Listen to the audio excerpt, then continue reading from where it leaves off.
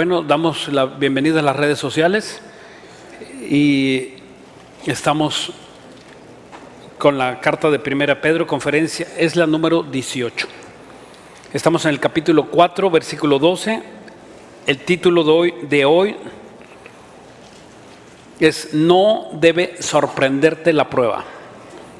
Que no te sorprenda la prueba. Díselo al que está a tu lado, dale un codazo al de la derecha, dile: que no te sorprendan las pruebas del Señor. Ahora regrésaselo. Oye, mire, este sí se desquitó, este hermano, ¿eh? ¿Sí lo vieron? Dice: que no te sorprenda la prueba del Señor. No nos agarre sorprendidos. Bueno, vamos a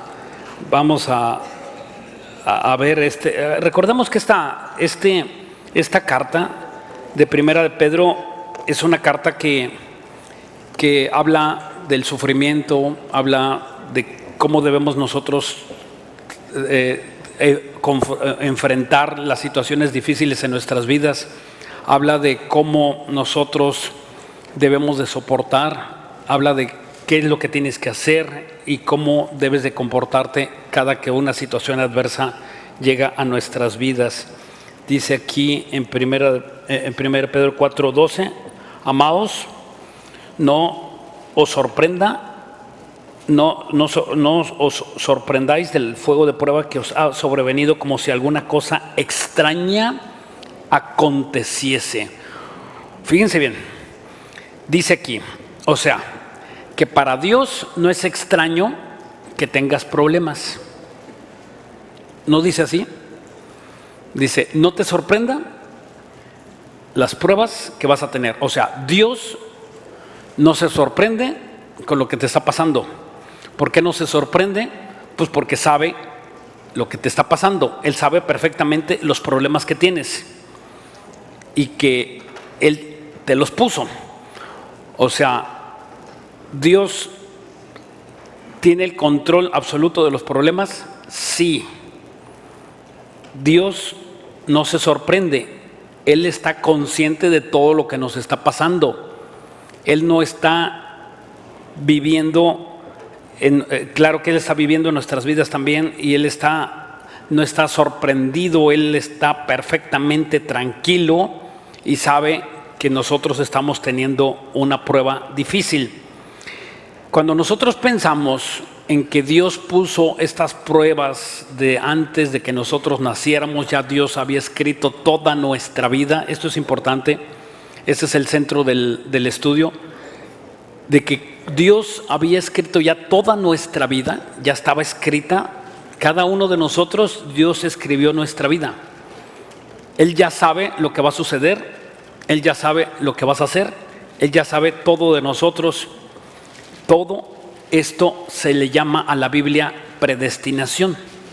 Déjenme explicar este tema, es muy apasionante. Cuando tú estás viviendo estas situaciones difíciles y lo entiendes, que Dios tiene el control de todo lo que te está sucediendo, adverso, enfermedades, situaciones, la que tú quieras imaginarte, entonces vas a vivir una vida que ni siquiera te imaginas. Vas a vivir feliz, tomado de la mano del Señor. Todo lo que sucede, y cuando digo todo en tu vida está preparado de antemano. Todo Dios ya lo tenía preparado.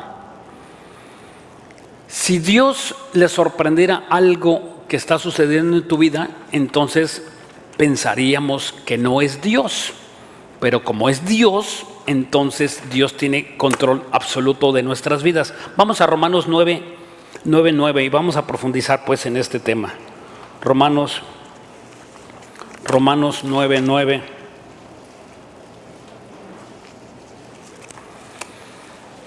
Es Dios. Ok. Aquí en el capítulo 9 de Romanos está hablando, en este fragmento está hablando el apóstol Pablo y está haciendo referencias a Esaú y a Jacob, que eran los hijos de la promesa, y está hablando de ellos y dice aquí, refiriéndose a uno, dice aquí en Romanos 9:9: porque la palabra de la promesa es esta: por este tiempo vendrá y Sara tendrá un hijo. Y no solo esto, sino también cuando Rebeca concibió, dio a Isaac nuestro padre. Versículo 11.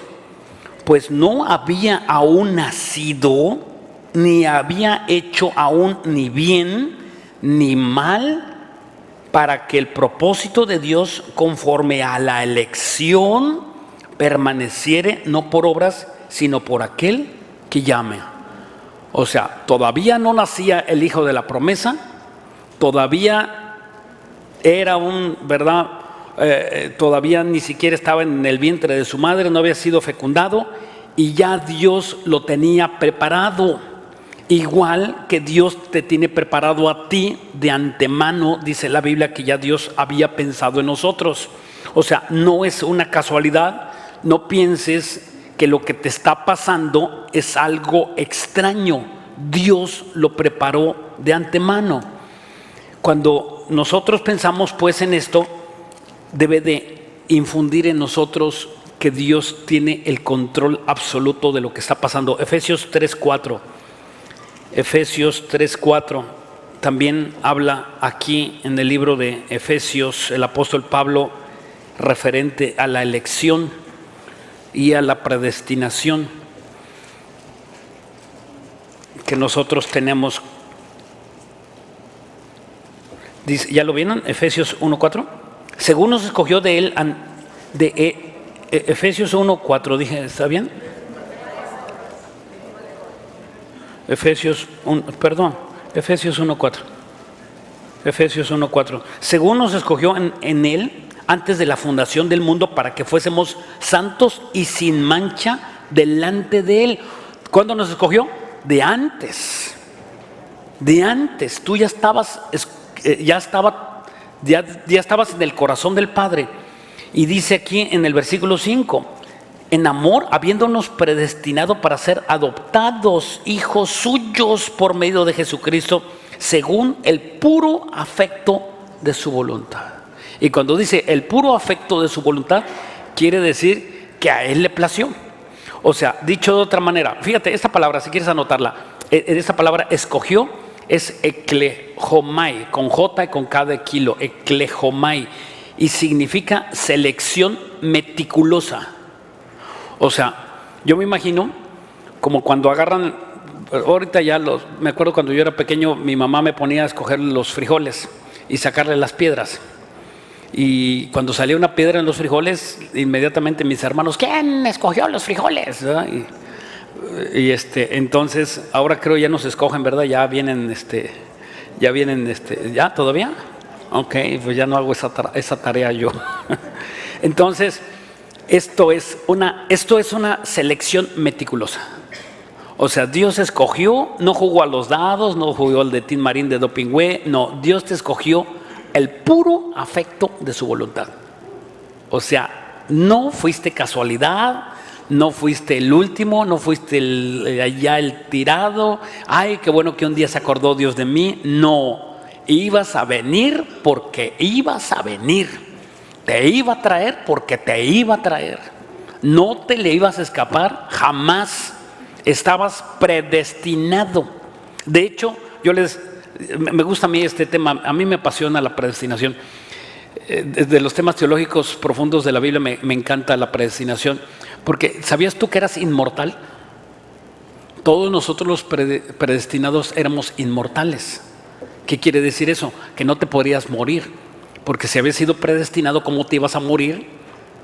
Si tenías que conocer al Señor. ¿Sí me explico? Entonces por eso se murieron amigos, compadres, tíos, se murieron muchas personas a tu alrededor, pero Dios te guardó la vida a ti porque estabas predestinado, eras inmortal físicamente, ahora somos inmortales espiritualmente. ¿Habías pensado en eso? O sea, todo esto que está en nosotros, esta predestinación, es un proyecto impensable, inalcanzable. No lo puedes entender, es algo dificilísimo de entender. Porque es lógico decir, bueno, caray, entonces a mí Dios me escogió a mí, pero mi hermano que nacimos del mismo vientre de mi madre, no. Pues que no. Oye, y a mi papá, a mi abuelo, pues quizá no, pero a ti sí te escogió, nos escogió, y eso nos debe de dar otra cosmovisión bíblica. Debe de abrir nuestros sentidos espirituales, y tenemos que ver mucho más allá de por qué fuimos escogidos. Es más, dice el Señor que cuando venga el Señor vas a saber por qué fuiste escogido.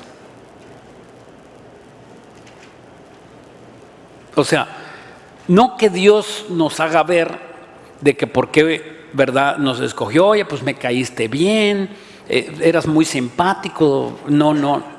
De hecho, éramos asquerosos delante de Dios. Éramos algo sucio, vil. Dice la Biblia que nuestras obras eran trapos de inmundicia. ¿Y sabes qué significa un trapo de inmundicia? Son las toallas femeninas de las mujeres en la antigüedad. Eso es los trapos de inmundicia. O sea, así veía nuestras vidas nuestro Dios en nosotros. Y Él, por su puro afecto de su voluntad, nos escogió para darnos vida, y ahora estamos en la presencia de Él.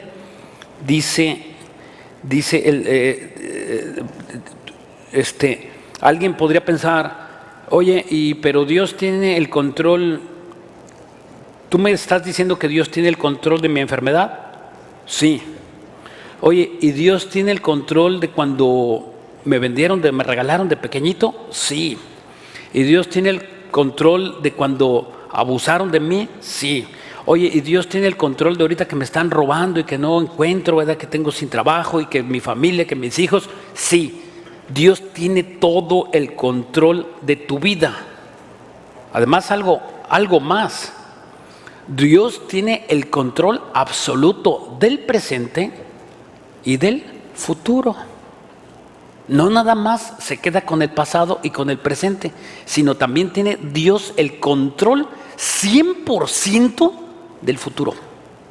Si no, repito, no fuera Dios. Miren, vamos a Isaías 44. Isaías 44. Esto nos va a dar un poco más de luz. Isaías 44.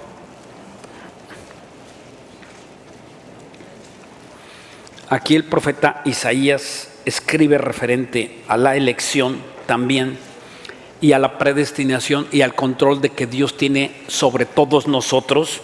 O sea, Dios tiene un control 100% de tu vida, de todo lo que te pasa. Él es Dios.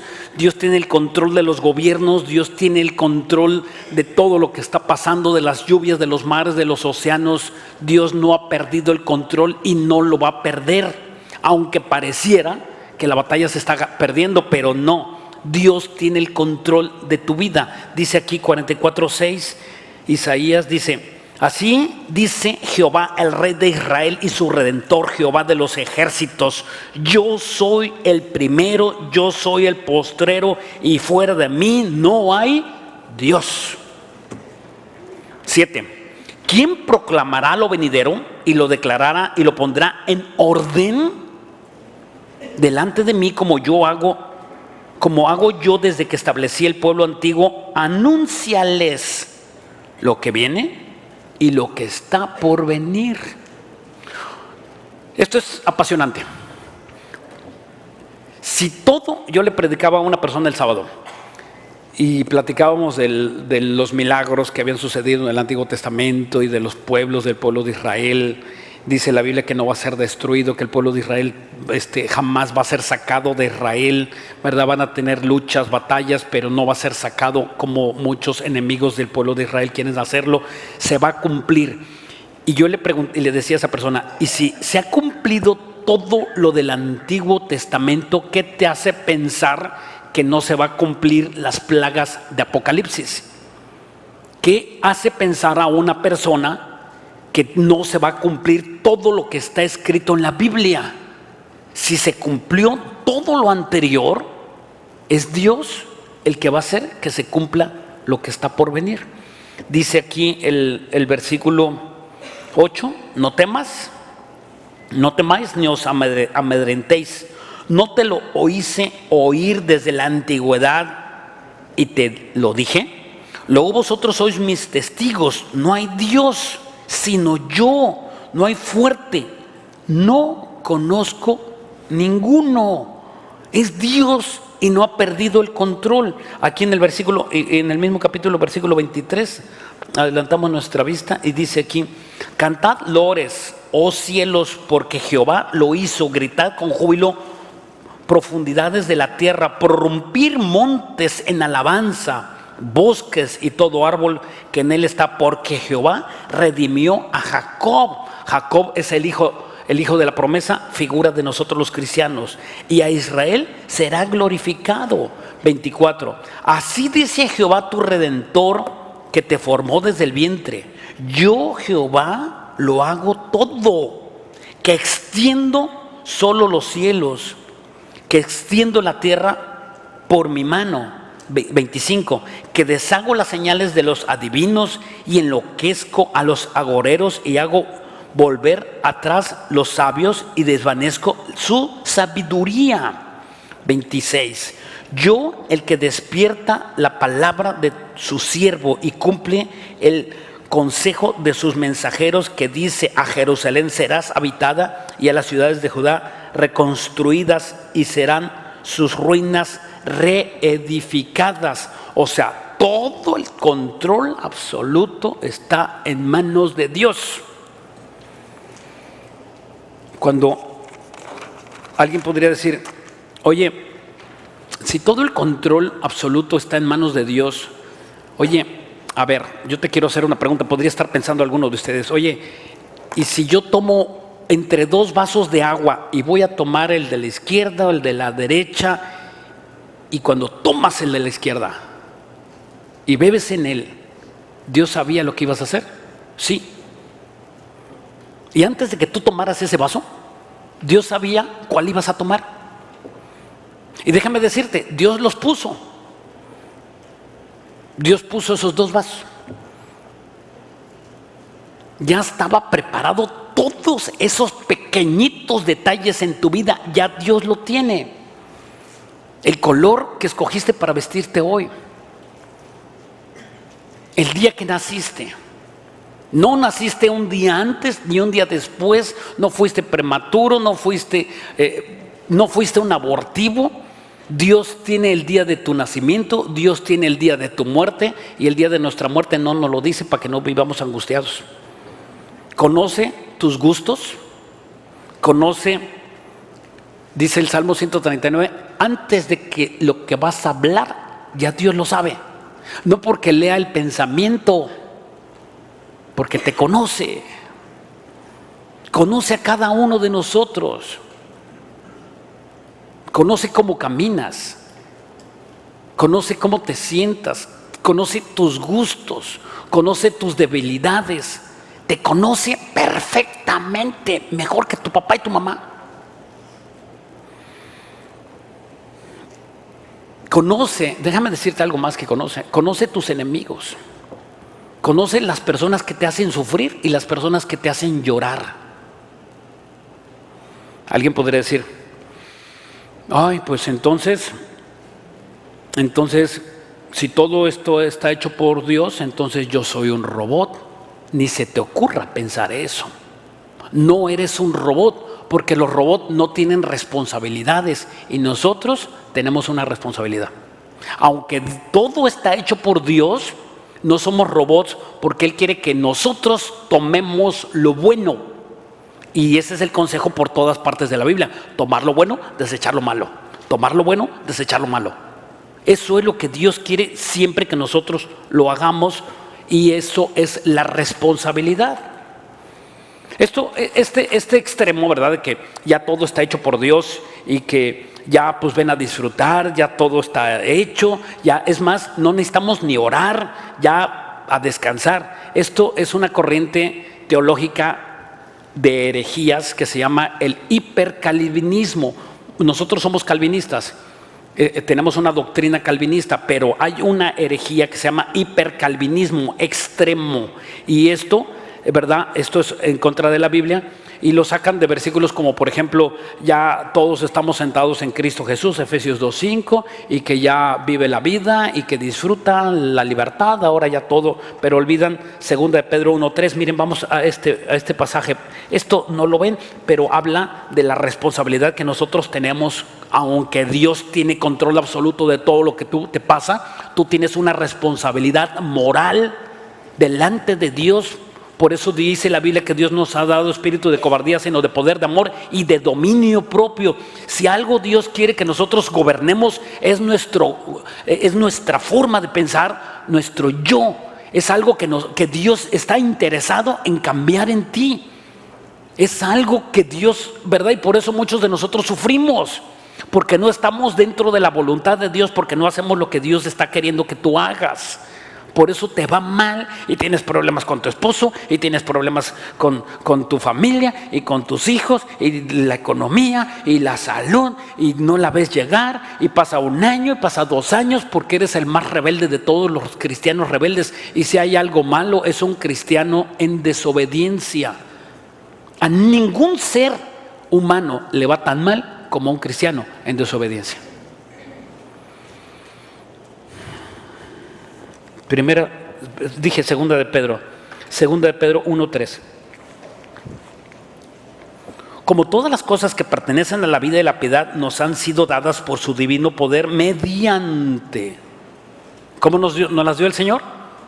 Mediante la imposición de manos de los apóstoles. ¿Así dice? ¿Cómo dice? Ah, caray, en mi Biblia dice, ¿cómo dice? Mediante, ¿qué? El conocimiento. Subráyalo en tu Biblia. Mediante el conocimiento de aquel que nos llamó por su gloria y excelencia. ¿Qué tienes que hacer? Escudriñar la Biblia, estudiar la Biblia. ¿Cómo quieres que Dios te bendiga si no conoces las promesas? ¿Cómo quieres que Dios, verdad, corrija tu vida y te ayude en las ciertas áreas de tu vida, y aunque la conoces, no la obedeces? Es peor que un ciego, que viendo las cosas que Dios está mandando no las quieras obedecer. Dice que mediante el conocimiento, tienes que conocer, tener intimidad con tu Señor y con tu Salvador.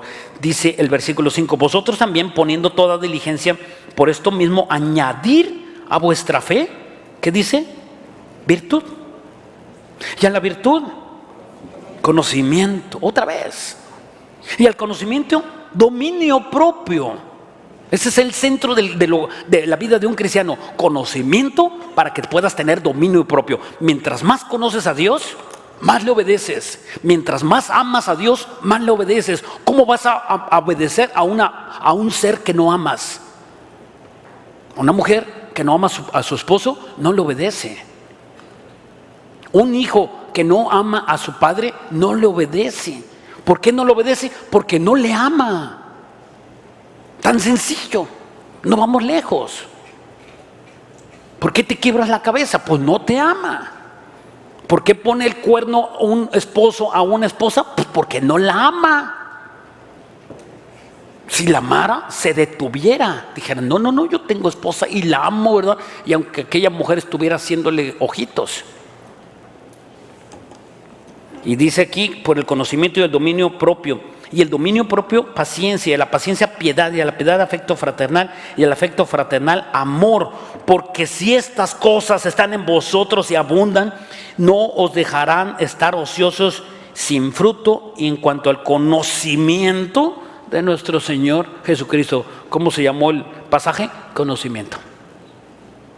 Conocimiento, tienes que conocer a aquel que te está hablando.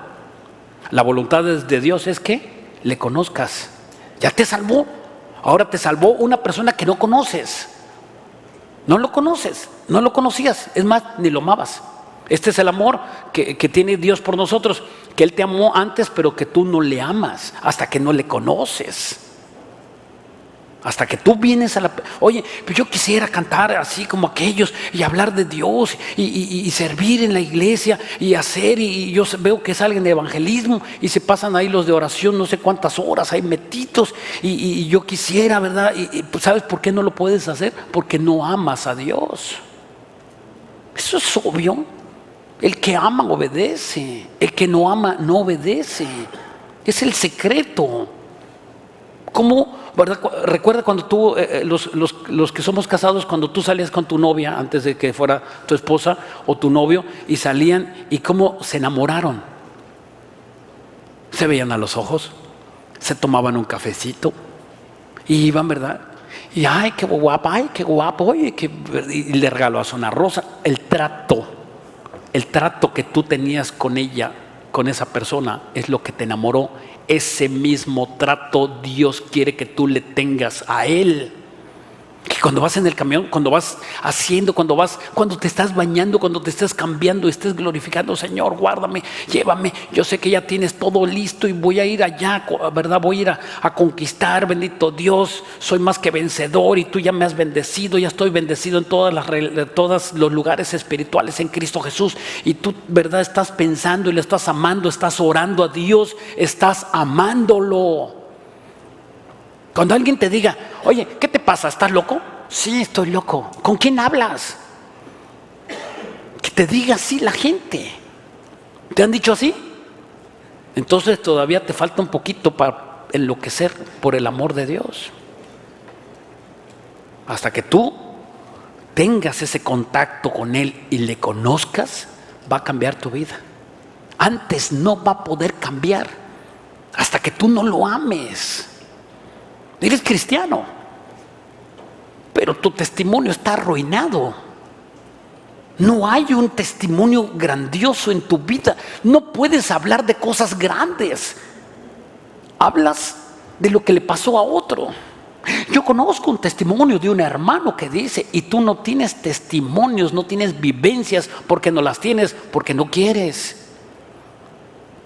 Cuando tú entiendes que Dios está al control de todo lo que te está sucediendo y que Dios quiere que por medio de esas situaciones tú le amas, tu vida va a empezar a tener sentido. Dice el versículo 11, aquí estamos en 2 Pedro 1:11, porque de esta manera os será otorgada amplia y generosa entrada en el reino eterno de nuestro Señor y Salvador Jesucristo. O sea, las recompensas que tú tengas en la eternidad van a ser amplias y generosas, grandes. No va a ser igual las recompensas para todos. Unos amplias y generosas, otros no. Entonces, volviendo al punto, Dios permite que tú vivas y pases situaciones difíciles, que pases adversidades, que pases problemas, para que le busques. Alguien podría decir: bueno, y si ya Dios tiene todo planeado, y si ya Dios tiene el control de todo lo que está sucediendo, esto me queda claro, ¿para qué tengo que orar? Entonces, si ya Dios sabe lo que me iba a pasar, y después sabe que Dios me iba a enfermar y que Dios iba a permitir una enfermedad y que ya después iba a salir después de 6 meses y me iba a levantar, pues ¿para qué tengo que orar? Y si ya se va a morir uno de mis familiares, pues ¿para qué oro? Si ya Dios dijo que se va a morir, pues ¿para qué oro? Este es un pensamiento contrabíblico, porque lo único que mueve las circunstancias de lo que está pasando es la oración.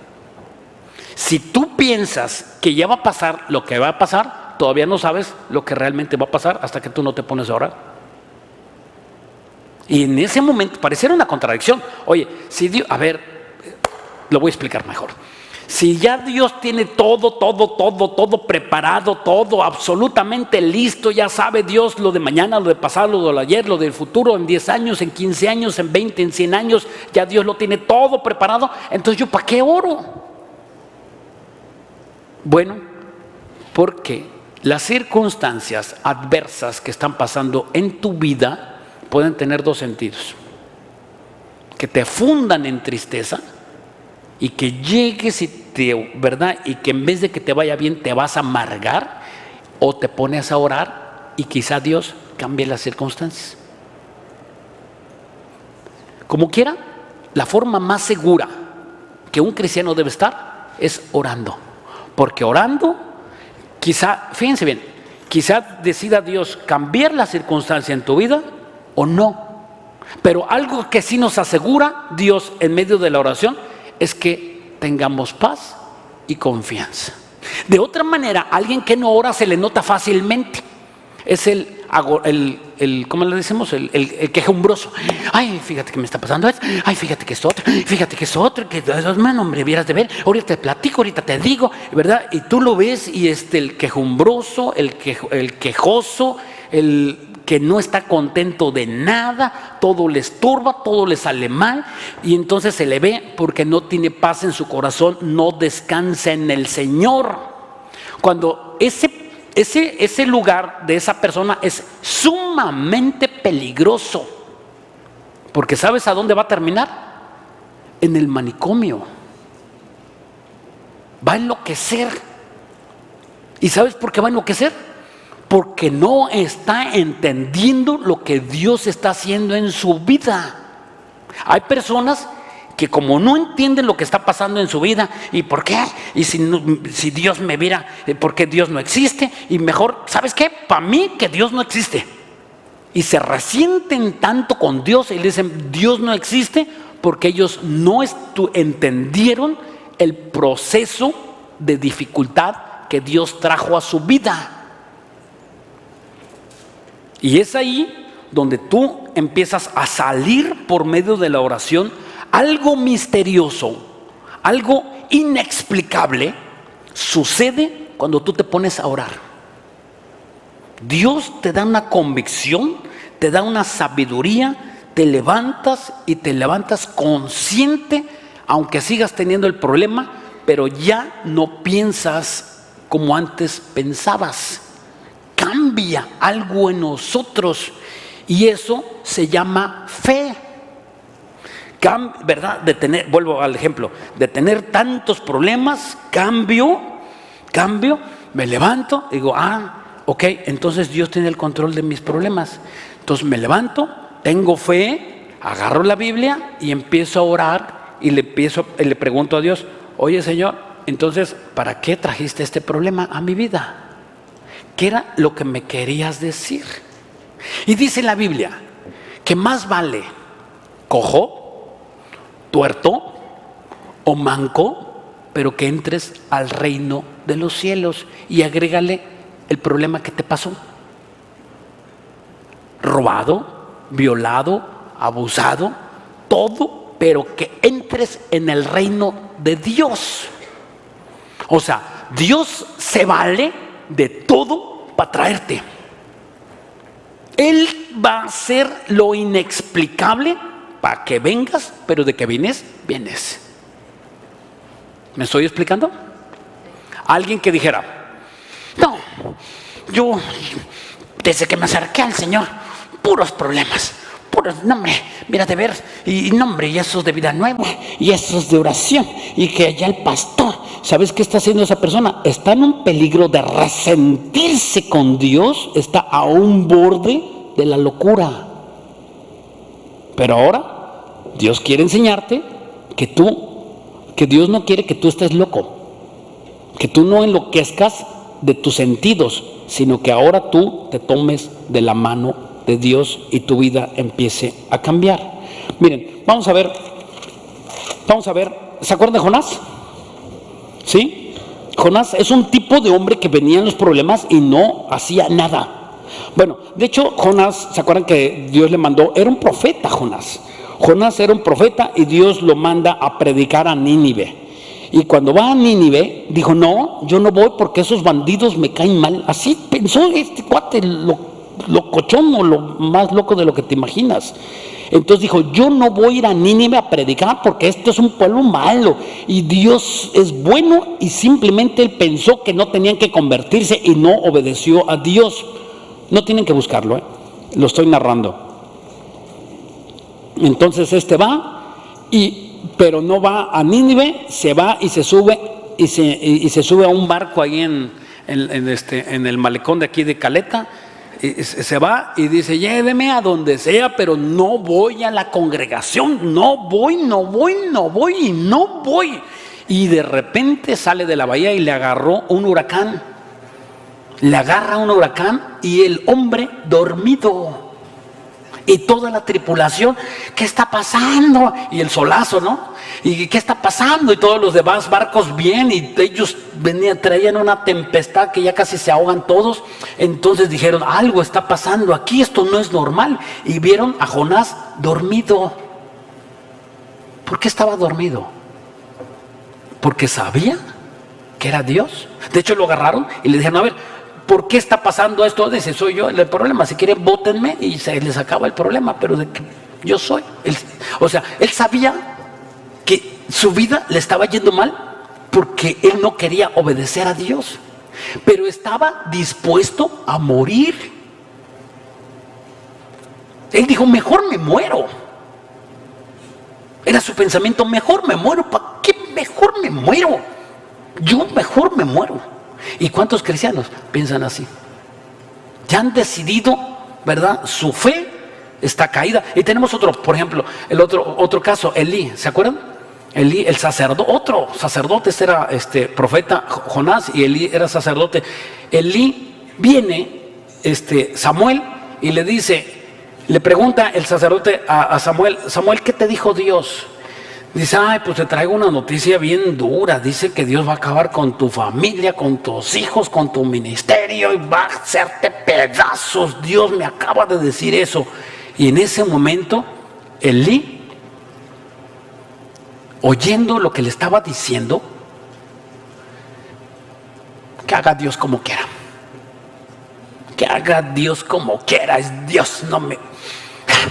Y caminó. Otro igualito.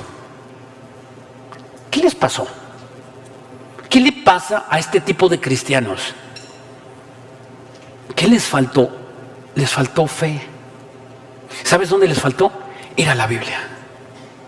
Entender. Les faltó conocimiento. Les faltó ir ahí. ¿Por qué tienes esa dependencia, ese pecado?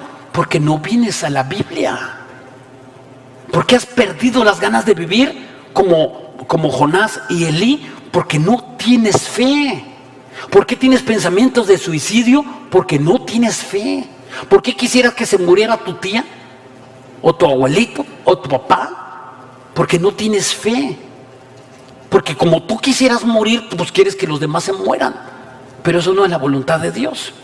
Entonces, ¿qué hace falta? Simplemente que tú ores en la Biblia, lees la Biblia, y la Biblia te da un conocimiento espiritual y te da un crecimiento espiritual. Cuando tú lees la Biblia, algo está pasando aquí, Dios te está hablando. O sea, no estás platicando con el vecino, no estás platicando con el hermano, no estás platicando con el pastor, estás hablando directamente con Dios en la Biblia.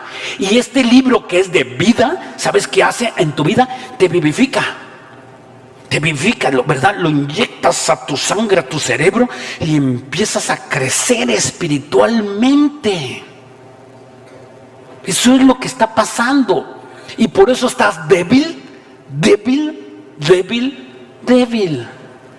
Porque ese es el alimento que tú tienes que tener. Pero como no lo tienes, tú lo tienes en menos, pues no pasa nada. Sigo viviendo, sigo comiendo, sí. ¿Y cómo está tu corazón? ¿Cómo está? ¿Estás en paz? ¿Duermes como bebé? No mientas. ¿Estás seguro de que vas a ir al cielo? ¿Tienes tu pase de abordar? Es más, tu familia está a gusto contigo. Cuando llegas a casa, ¿todos se alegran? O cuando llegas a tu casa, dicen tu familia, ya llegó ¿Cómo estás?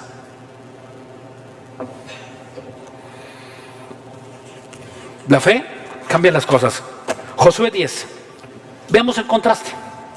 Vamos a ver un contraste sumamente diferente.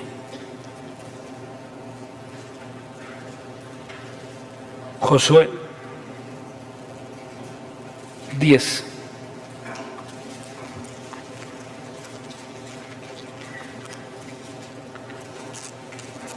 Josué 10.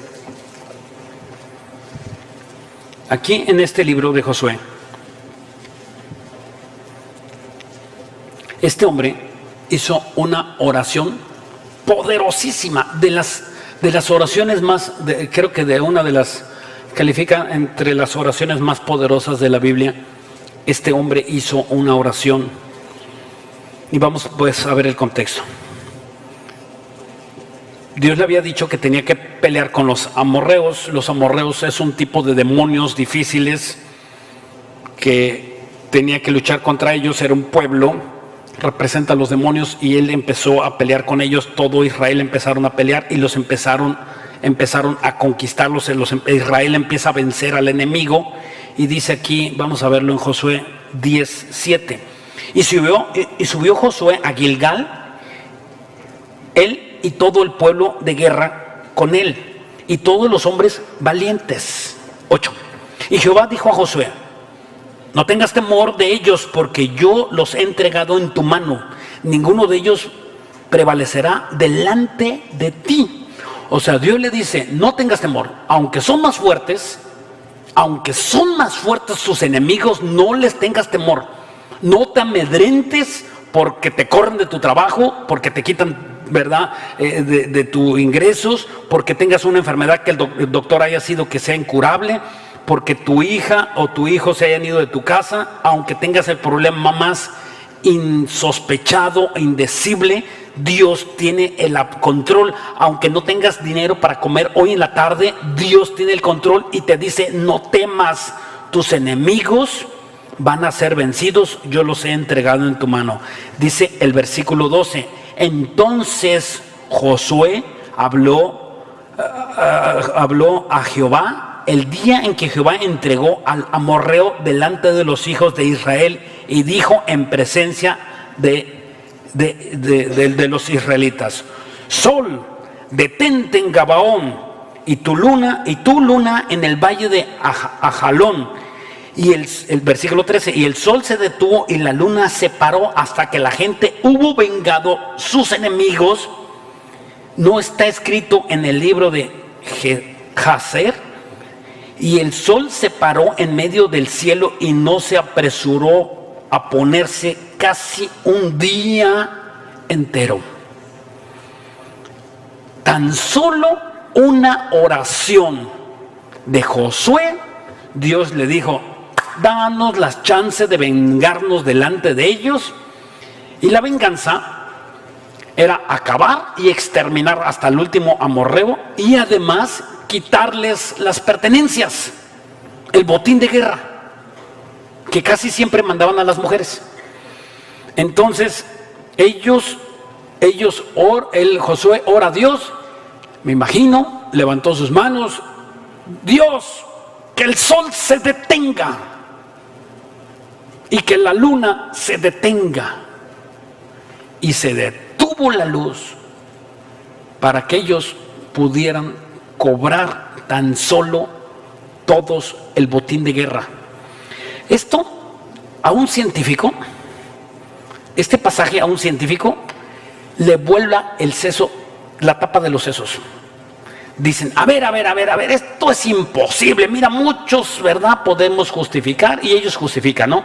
Yo el otro día estaba leyendo de las plagas de los egipcios, y hay un loquillo, ¿verdad?, que empezó a decir que eso fue un cometa, que hizo erupción un volcán, y así como para minimizar los milagros que Dios hizo con los egipcios. Pero déjame decirte, este milagro es indecible, inexplicable, y no tiene... Mira, si fuese explicable, no es milagro. No es milagro. Por eso los doctores, cuando te sana el señor de un cáncer, y vas y te sacas otra radiografía, y dices: ay, no. Y para justificar, ¿sabes qué dicen? Hay una equivocación. Ninguna equivocación. Si me hice el examen 3 veces y no hay ninguna equivocación, ya Dios me sanó. Pues debe de haber un error, porque nunca he visto que un cáncer tan peligroso se sane. Y pues ellos no, pero nosotros que creemos en Dios y en Jesucristo sí lo entendemos. Ok, los científicos de este milagro dicen que es imposible, y ellos explican algo muy válido, pero no tienen fe, no lo van a poder entender. Que si una camioneta con muchas personas arriba va a 100 kilómetros por hora, imagínate una camioneta en la costera y a 100 kilómetros por hora, y choca con una palmera, ¿sabes qué le pasa a las personas que van atrás? A 100 kilómetros por hora, salen disparados. Y así sería con nosotros, porque está comprobado que el mundo gira a una velocidad de 1666 kilómetros por hora. Imagínate, si se parara, ¿cómo saldríamos? 1666 kilómetros por hora, disparadísimos. Esto no puede ser. Pero sí fue. ¿Por qué? Porque está escrito. Y Dios ha hecho señales maravillosas, grandes, que está escrito aquí en la Biblia. Quizá es el día que está perdido en el año bisiesto, porque cada 4 años se tiene que corregir un día. Quizá ese día, no soy matemático ni astronauta para poderlo explicar. Todas estas cosas tienen explicaciones, pero hasta este momento este milagro no está comprobado, y como dijo Teofilito, ni se comprobará. Tan solo, no vamos a eso. Tú que eras borracho, parrandero y jugador, y yo también, ¿cómo cambié? ¿Cómo cambiaste tú? Siendo quien eras, ¿cómo cambiaste? Es un milagro. Nadie lo puede hacer. Ni porque se esfuerce, ni porque se pare de cabeza, ni porque haga un juramento a la Virgencita de Juquila. No lo hace. Nadie lo puede hacer. Absolutamente nadie. Tú que odiabas a tu esposa y ahora la amas. Tú que odiabas a tu esposo y ahora lo amas y quieres vivir con él y quieres rehacer tu familia. Hay algo que pasó en tu casa, hay algo que pasó en tu corazón. Y ese es un milagro de Dios inexplicable. ¿Qué pasó en tu vida que quieras orar? ¿Qué pasó en tu vida que quieras congregarte? ¿Qué pasó en tu vida que tienes hambre y de buscar a Dios? ¿Qué pasó? Hay un milagro. Y déjate de la explicación de otros milagros que no podemos explicar. Ni siquiera puedes explicar el primero, como le dijo Dios a Nicodemo.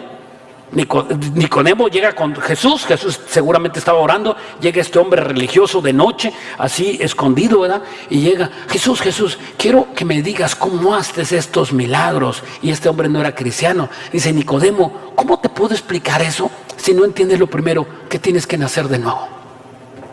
¿Cómo te podría explicar todo? O sea, fíjense bien, Jesús no se negó a explicarle, pero Jesús le dijo: no vas a entender. ¿Y cuántos de ustedes no entienden la Biblia porque no han dado su primer paso de fe? Recibir a Cristo como su Señor y su Salvador. Ese es el primer paso que nosotros tenemos que hacer.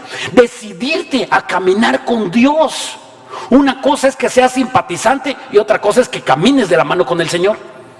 Y tú podrías ser un simpatizante aquí entre nosotros, pero no eres salvo. No que te metas a una iglesia te convierte en cristiano. No que te metas al mar te convierte en pez. Ni que te metas al McDonald's te haces hamburguesa. ¿No es verdad? El que tú estés sentado aquí no te garantiza que seas cristiano. Y si viene el arrebatamiento y nos vamos en este momento, yo sí me voy. Yo sí me voy. Porque yo tengo a Cristo en mi corazón. Y la Biblia dice que es con fe. Se confiesa con fe. Con fe. Simplemente fe. No dije perfección, dijo fe. ¿No soy perfecto? Claro que no, ni tú tampoco. La perfección no te hace salvo. Lo que te hace salvo es la fe. Ahora ya la perfección es un proceso. Miren, vamos a Juan 17:20.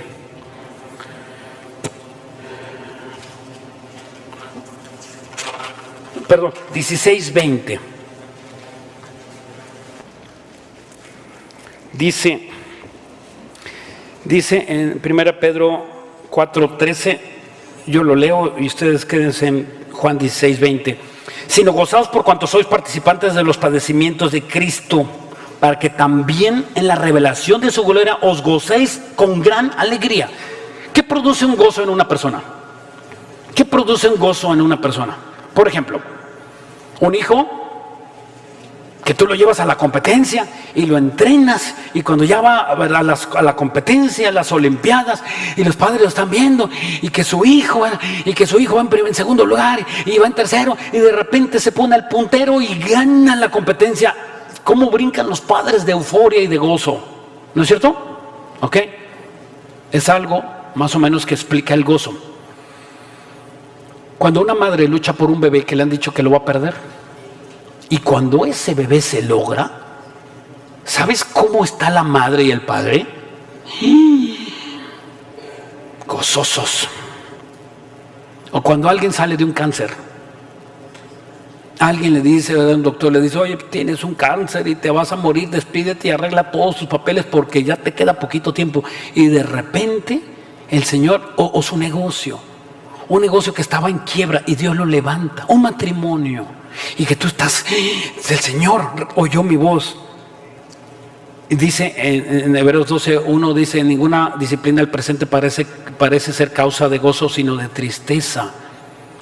Dice, pero después produce fruto de apacible justicia en los que ellos han sido perfeccionados. O sea, cuando tú pasas por una prueba de ahí, y Dios te pasó por las pruebas y entiendes. Cuando entiendes lo que Dios hizo en tu vida y el problema que te hizo, ¿sabes qué vas a hacer? Ahora entiendo por qué Dios me pasó por eso. Ya me está cayendo el 20. Entonces tú querías, Dios, que yo sufriera para que se me quitara el alcohol, o a lo mejor para que te quitara la soberbia, o simplemente para que predicaras a personas que sufren de la misma manera que tú. ¿Cómo vas a predicarle? Por ejemplo, yo soy muy malo para enseñarles a las personas, ¿verdad?, las adicciones de las drogas, porque pues yo no, pero le llamo a hermanos, ¿verdad?, no voy a decir nombres, que han dado sus testimonios, ¿verdad? Y le digo, vente, a ver, dime, ¿verdad?, cuáles son los efectos de la cocaína y cuáles son los efectos de la marihuana. Y entonces, oye, pues mira, es así. ¿Y cómo ves a este? Viene medio marihuana, medio cocainómano, ¿cómo lo ves? Dice, no, ese cuate trae tal droga o trae ya se detecta, ¿verdad?, por los síntomas y los ayudamos. Pero yo no pasé por eso. No es lo mío. Pero tú tienes un testimonio que dar a Dios de donde Dios te sacó, si es que te sacó. Y nadie puede predicar lo que no ha vivido. Jamás vas a poder predicar algo que no has vivido, porque si no te conviertes en un hipócrita, falso, asco de persona. Tú tienes que predicar lo que has vivido. Y si Dios permitió que te pasara lo que te pasó, es para que prediques a personas que están sufriendo lo mismo que tú, para que te levantes, con el poder de Dios te levantes, y que tu testimonio que Dios hizo en tu vida, no te lo guardes, que no te avergüence. Que se avergüence el diablo, y cada que tú lo dices, ¿verdad?, y lo digas, y un día tengas el valor de decirlo aquí enfrente de este púlpito, y que fuiste el tigre de Santa Julia, fuiste la tigresa dice Armando Alducin, la tigresa de aquí de la Cuauhtémoc, de donde hayas sido, y que Dios te haya restaurado, y que tú estés amando a tu esposo, a tu esposa, y que estés viviendo de la mano de Dios, es un mega testimonio para todos los demás, y nos alientan los testimonios. El testimonio de Dios es fiel, que convierte los corazones. Cuando tú, ¿verdad?, te levantas, dices, caray, entonces yo voy a hacer un testimonio, y en ese momento empiezas a cambiar y empiezas a dar testimonio de quien está viviendo en ti. Vamos por último, a Juan 16:20. Dice, de cierto os digo, que todos vosotros lloraréis y lamentaréis, y el mundo se alegrará. Pero aunque vosotros estéis tristes, vuestra tristeza se convertirá en gozo. Está hablando Jesús. La mujer, cuando da luz y tiene dolor, porque ha llegado su hora, pero después que ha dado a luz un niño, ya no se acuerda de la angustia, y agrego yo, y del dolor, porque el gozo que haya nacido un hombre en el mundo. También, versículo 22, vosotros ahora tenéis tristeza, pero os volveré a ver y se gozará vuestro corazón y nadie os quitará vuestro gozo. De que viene Jesús, viene. De que Dios te va a sacar del problema, te va a sacar. Dios no te va a dejar ahí toda la vida. No vas a ser una muestra de dolor para la humanidad, ni de tristeza. ¿Qué le dijo Daniel a Nabucodonosor cuando lo metieron al horno? Dice, a ver si tu Dios te saca. Dice, mira, Nabucodonosor, fíjate bien lo que te voy a decir, le dijo Daniel, valiente, lleno de fe y lleno del Espíritu Santo. Dice, fíjate bien, Nabucodonosor, yo no sé si Dios me libre del fuego, pero de tu mano maldita Dios me va a librar. Dios te va a sacudir las pulgas y los enemigos. Dios va a quitar la aflicción. Dios quiere que tengas gozo y que tengas una sonrisa de oreja a oreja. Dice el versículo 22, también vosotros ahora tenéis tristeza, pero os volveré a ver y se gozará vuestro corazón y nadie os quitará vuestro gozo. 23, en aquel día no me preguntaréis nada. De cierto os digo que todo cuanto pidieras al Padre en mi nombre os lo daré. 24, hasta ahora nada habéis pedido en mi nombre. Pedid y recibiréis para que vuestro gozo sea cumplido. ¿Qué quiere decir Jesús aquí? ¿Qué quiere decir? Que en la angustia es difícil pedir. Cuando está uno en la angustia, oye, pues pídele a Dios. No, pues es que Dios así me trajo. Ya dijo el pastor que todo está hecho por la mano de Dios. Claro que sí está hecho por la mano de Dios, pero no para que te quedes callado, sino para que levantes tu cara y le digas, Señor, sácame de este problema. Es Dios quien te quiere librar del problema. Cuando Jesucristo fue a la cruz, Jesucristo no se quedó callado. Jesucristo estaba crucificado, sus manos, clavado sus pies, y ¿verdad? con la corona de espinas, ¿verdad? Masacrado en dolor. Y él no dijo, esta es la muerte que me tocaba. Él oró al Padre y le dijo, encomiendo mi espíritu a ti, Dios. Hasta el último momento oró y entregó su vida con placer. No se amedrentó hasta el último momento en que él, hasta el último suspiro, él estaba pensando en salvarnos a nosotros y él no se acobardó. Él le sacó fuerza de su muerte, dijo, ok, que mi sufrimiento sirva para algo.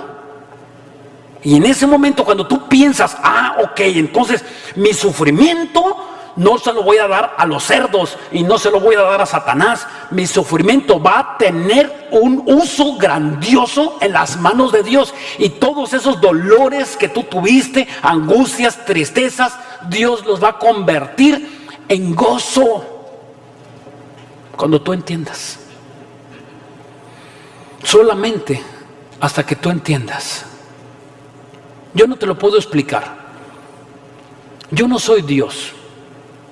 Tú tienes que buscar a Dios, tú tienes que buscarlo. Cada uno de nosotros tiene que buscarlo y hazle las preguntas que tengas que hacer. Porque yo a Dios también le tengo muchas preguntas. Y muchas preguntas de las que yo le hago a Dios, me las contesta. Yo no sé tú. Muchas preguntas me las contesta Dios. Digo, ¡ay, caray, Señor! ¡Qué bueno eres! Y qué grande y qué maravilloso. Oremos.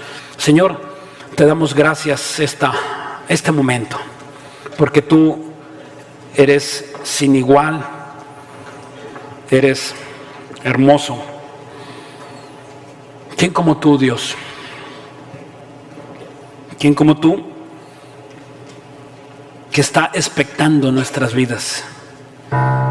¿Quién como tú que está sentado al trono de la gracia? Jesús, eres el ejemplo de nuestras vidas. Queremos caminar como tú caminaste, ser como tú fuiste, pensar como tú piensas, dolernos como tú te doliste, ser compasivos como tú tuviste compasión de los enfermos, de los quebrantados, de los que vivían en pecado. En este momento, bendito Dios, te pedimos, bendito Padre, que tú te manifiestes en el corazón de las personas que están angustiadas, de los que no entienden la razón de sus dolores. Te pedimos, Padre hermoso, que tú tengas un remanso, una paz, Señor, a la vida de los que están sufriendo. Sabemos que vienes, y vienes en breve, y vienes por tu iglesia, y dice la Biblia que todos los dolores pasarán, todo dejará de ser, y un día estaremos contigo. Y para que nosotros estemos contigo, tú mandas que nos podamos arrepentir en este momento. La única puerta que abre el cielo a la eternidad es el arrepentimiento. Y la puerta es Jesús. Y la única forma de meter esa llave y abrir esa puerta es la fe. Y tú le puedes decir a Dios: perdóname por el pecado que he cometido. Hoy reconozco que he vivido apartado de ti. Decía que te conocía, pero no te conocía. Decía que te obedecía, pero realmente no te obedezco. Hoy quiero empezar a caminar contigo. En este momento te lo pido. Quiero que seas mi Señor. Quiero que seas mi Salvador. Y quiero entrar por esa puerta para estar contigo hasta aquí y en la eternidad. Te recibo como mi Señor y como mi Salvador, Jesús amado. Amén y amén. Dios les bendiga. Dios les bendiga.